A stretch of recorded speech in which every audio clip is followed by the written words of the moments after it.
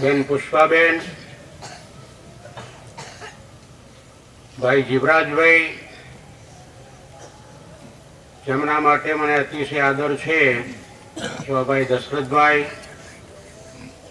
અમારા કાર્યાલય મંત્રી ભવાનભાઈ પ્રજાપતિ, હજુભાઈ ડાભી અને લોક નિકેતન પરિવારના સૌ કાર્યકરો અને વિદ્યાર્થી મિત્રો,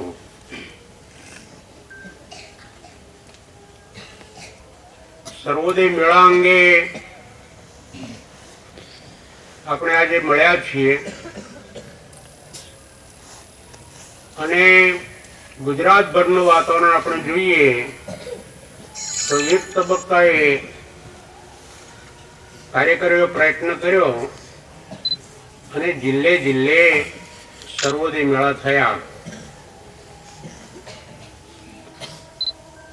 પણ કામમાં જેટલું સાતત્ય જળવાવું જોઈએ એટલું જળવાઈ શકતું નથી અને એના કારણે અત્યારે ગુજરાતમાં એક લોકનિકેતન સંસ્થા સર્વોદય મેળો કરે છે. દક્ષિણ ગુજરાતમાં સર્વોદય મેળો થવાનો છે અને પાટણ મહેસાણા જિલ્લાનો સર્વોદય મેળો એકાદ દિવસનો એકાદ ગામમાં થવાનો છે. આવું કેમ બને છે? તો વિચાર કરતા એમ લાગે છે કે બે વસ્તુ છે, એક તત્વ છે અને બીજું તંત્ર છે. તત્વ જે છે શાશ્વત છે, એમાં કોઈ પણ કાળ, પરિસ્થિતિ, સમય, સંજોગોમાં ફેરફાર થતો નથી. તંત્ર છે એની પરિસ્થિતિ પ્રમાણે અને સંજોગો પ્રમાણે બદલાતું રહે છે. પણ આ બંને તત્વનો જો સમન્વય થાય તો કોઈ પણ કામ છે એને ઉચ્ચતર ગુણવત્તામાં આપણે મૂકી શકીએ.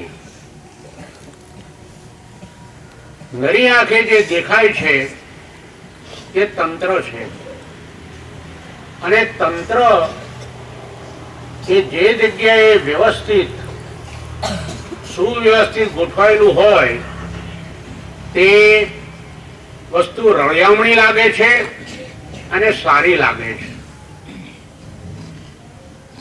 એટલે મને એમ લાગે છે કે સૌથી અગત્યની બાબત એ છે કે કાર્યકર, સંચાલક, વાલી, વિદ્યાર્થી, શિક્ષક, ગૃહપતિ કે ગૃહમાતા,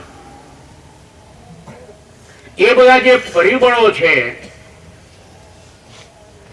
કે જેના દ્વારા માણસનું જીવન ઘડતર થઈ રહ્યું છે તેનામાં તત્વનો વિકાસ એ બરોબર થયેલો હોવો જોઈએ અને જેનામાં તત્વનો વિકાસ થાય છે તે માણસને કદાપી સૂચના આપવી પડતી નથી. એ માણસ સ્વયંભૂ એની આંતરિક એટલી બધી ઉચ્ચ કક્ષા હોય છે કે ઊંચું જીવન જીવે છે.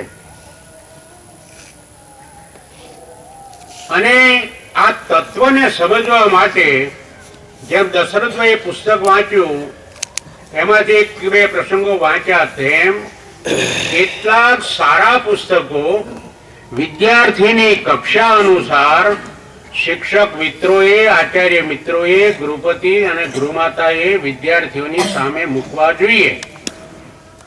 તો એમાંથી વિદ્યાર્થીનું ઘડતર એ થતું હોય છે.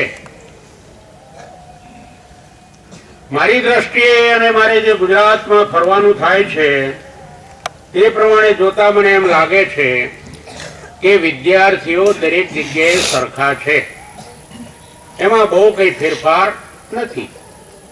પ્રદેશ પ્રમાણે, જ્ઞાતિ પ્રમાણે એના કઈ ને કઈ સંસ્કારો લઈને આવે છે અને તે પ્રમાણે વિદ્યાર્થીઓ એનું જીવન જીવે છે. એ જે જીવન એના કુટુંબમાં, એના સમાજમાં, એના ગામમાંથી, એની ભૌગોલિક પરિસ્થિતિમાંથી લઈને આવે છે, એ જીવનને આપણે બદલવાનું છે. અને એ કામ આ ગાંધીની બુનિયાદી સંસ્થાઓ એ કરવાનું છે. અને એના કોઈ નમૂના રૂપ અમે જોઈએ તો અમે પણ વર્ષો પહેલા આવા જ એક વિદ્યાલયમાં ભણવા ગયા અને જ્યાં અમને સંસ્કાર મળ્યા તેમાંથી અમારા જીવનનું પરિવર્તન આવ્યું. પરિવર્તન લાવવું એના માટે સતત સાતત્યપૂર્વક દરેક પ્રવૃત્તિને વળગી રહેવું પડે છે. અને એમાં હું જો જવાબદાર ગણતો હોઉં તો જે તે સંકુલમાં બેઠેલો મુખ્ય માણસ, આચાર્ય, એની નીચેની ટીમ, એ ટીમ જેટલી સક્રિય, એનું જેટલું પ્લાનિંગ વ્યવસ્થિત, એ પ્રમાણે વિદ્યાર્થીઓનું ઘડતર એ થઈ શકે છે. વિદ્યાર્થીઓને તમે જે રીતે વાળો તે રીતે વળી શકે છે.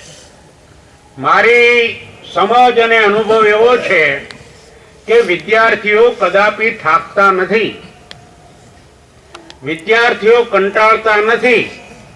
કોણ કંટાળે છે, કોણામાં થાક આવે છે? તેમને લાગ્યું છે કે આચાર્ય છે, શિક્ષકો છે, કાર્યકરો છે, એનામાં જેટલું એ ધગસ ઓછી તેટલું કામ સારું નથી થતું. એટલે જો એક નવો સમાજ ની રચના કરવી હોય તો ઘણી સંસ્થાએ બે પ્રકારના કામો કર્યા. એક શિક્ષણનું કર્યું અને જે વ્યાપક સમાજ છે તેના વિકાસનું અને એના ઘડતરનું કામ કર્યું. અમારા જેવા ઘણા બધા માણસો જે ગુજરાતમાં બેઠા છે અને સારી એવી જે સંસ્થાઓ ચાલે છે, તેણે શિક્ષણ દ્વારા સમાજ પરિવર્તન અને માનવ ઘડતરનું કામ એ કર્યું છે. અને એ દ્વારા નવો સમાજ એ ભારતમાં છેલ્લા 62 વર્ષથી એ વિકસી રહ્યો છે. આપણે બધા આ સ્વતંત્ર ભારતના નાગરિકો છીએ અને આ દેશમાં 1947 ની સ્વતંત્રતા પછી અને ગાંધીએ જે જન આંદોલન ચલાવ્યું એ નિમિત્તે એ દુનિયાનો ઇતિહાસ બદલી નાખ્યો. અને જે અહિંસક ક્રાંતિની વાત કરી ત્યારે દશરથ કાકા બેઠા છે, બીજા માણસો પણ છે, જાણે છે કે કૃપલાનીએ કહ્યું હતું કે આવી કોઈ ક્રાંતિ એ દુનિયાના ઇતિહાસમાં થઈ નથી. ત્યારે ગાંધીજી એમને કહ્યું હતું કે તમે ઇતિહાસ ભણાવો છો અને હું નવો ઇતિહાસ રચવા આવ્યો છું. અને એના કારણે મિત્રો ગાંધીની દેન એ છે જે અત્યારે એમણે વ્રતો વાંચ્યા ને, એ વ્રતો કરતા તમારું જે જીવન કે મારું જીવન જે બચપણમાં હતું એવું ગાંધીનું જીવન હતું.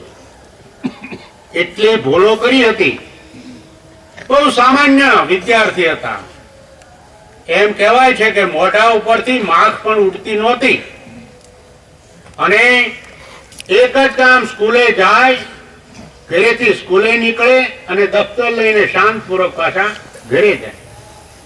આ બાળકે, જેને આપણે મહાત્મા ગાંધી કહીએ છીએ, તેમણે ઘણી ભૂલો પણ કરી જીવનમાં.